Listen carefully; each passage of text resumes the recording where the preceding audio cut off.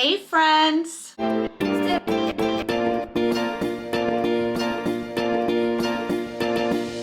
name is Desiree, aka Mama Friendly, and I do all sorts of videos on my channel. I do cooking videos, planner videos, hauls, vlogs, homeschool videos with a Disney twist, a little bit of everything. So if any of these things sound like fun to you, I hope that you will subscribe and join me on my YouTube adventure. This video is another cookbook collab. I've participated in every one of these all year long, and I've been very happy to do so because I've come across some true gems that I otherwise would have completely neglected in my cupboard. This collab is hosted by my friend Tamara at Southern Wife Everyday Life. I'm going to have her channel linked below, and I'm going to have the playlist linked below so that once you've finished watching my recipe, you can go check out what everybody else made this month. Now, the point of this collab is not necessarily any theme as far as what kind of food you prepare. If you're preparing a whole meal, some people do multiple recipes, some people stick to just one.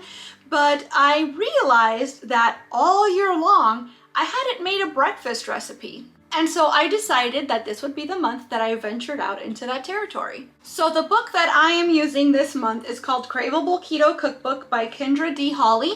I'm gonna have this book linked down below to the Amazon link in case you're interested.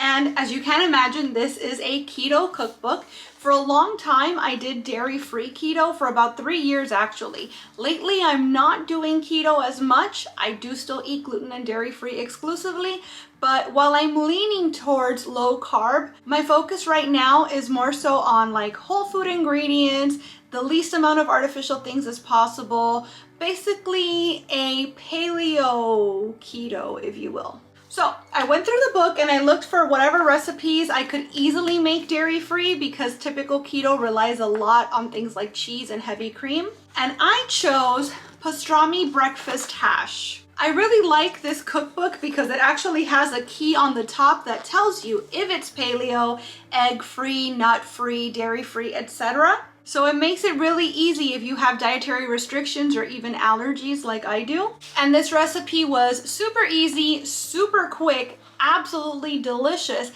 And I was even able to have some as leftovers reheated the next morning. Mwah! So I think I've set it up quite enough. Let me go ahead and show you how I made this pastrami breakfast hash.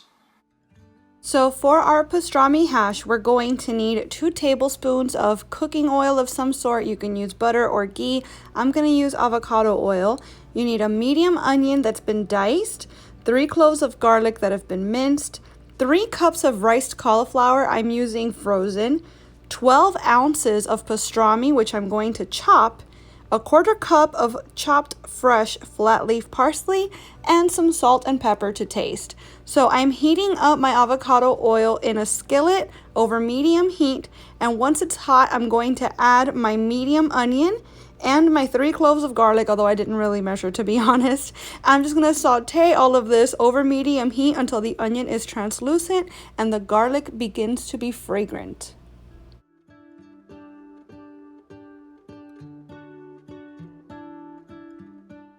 At this point, I'm going to add my cauliflower to the skillet. I'm using frozen like I said, but you can use fresh riced cauliflower. You can use an actual head of cauliflower that you've grated up yourself.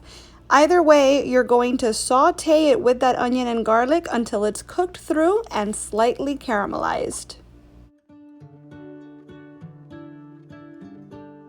Now that my cauliflower has taken on this nice golden color, I'm going to add my 12 ounces of chopped pastrami to the skillet, and we're just going to saute, stirring often until the pastrami is warmed through and crispy on the edges. This really is super simple. It's just a matter of adding and mixing until everything has come to temperature and gotten a nice little char on it. Just before serving, you can stir in your flat leaf parsley, salt and pepper to taste, and enjoy your breakfast. All right, friends, that's gonna do it for our breakfast recipe. As you can see, I served it with some avocado, I served it with some eggs, kind of rounded it out with that extra bit of protein, extra bit of fat. It was absolutely delicious. And I had it just the exact same way the next morning. I just reheated it up in the pan while the eggs cooked. really, really good. So this is something that if you have access, I wouldn't know about heating it up in a microwave, but definitely if you're working from home still or whatever the case may be and you have access to a stovetop to reheat your leftovers, this makes a great meal prep recipe also. Like make a bunch over the weekend and just have it set up so that you can reheat it every morning and have a nice hearty breakfast that tastes like you spent ages over the stove, but it's actually really, really quick and really, really delicious. If you decide you're gonna try this recipe, I would love for you to come back and let me know how it works out for you. And I'd also love to know what's your favorite quick and easy but still delicious breakfast recipe. Now that you've finished watching my video, I hope that you'll check out Tamara's channel and that you'll check out that playlist so you can see what everybody else made this month. And as always, I want to thank you all so much for watching this video. I really hope that you enjoyed it, and if you did, I hope you'll please give it a big thumbs up. I'd also love it if you would subscribe and click that notification bell because I post at least 3 times a week and I wouldn't want you to miss a minute. Thanks so much again for watching. Bye!